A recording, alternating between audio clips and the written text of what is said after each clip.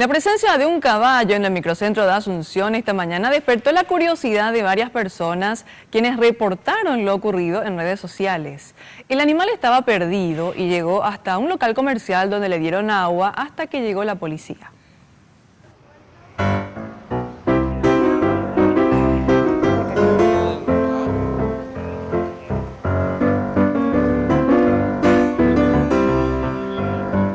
En Twitter fue el personaje de la mañana.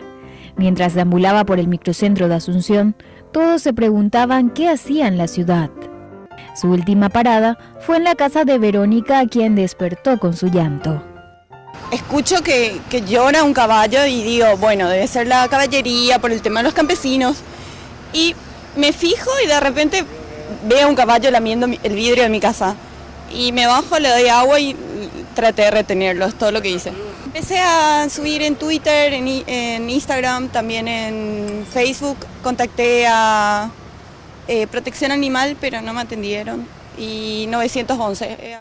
Quieto y tranquilo, el caballo más famoso de la mañana esperaba que la policía encuentre un lugar a donde llevarlo. Finalmente, con la ayuda del concejal Hugo Ramírez, el caballo fue a la estancia de Mari Llorens, directora del Jardín Botánico.